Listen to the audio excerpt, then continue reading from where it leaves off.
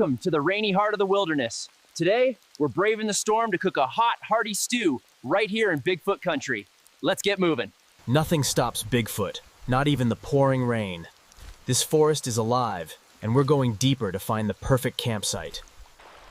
This spot is perfect, protected by old trees, close to fresh water, and plenty of space for our fire. Let's build a shelter first.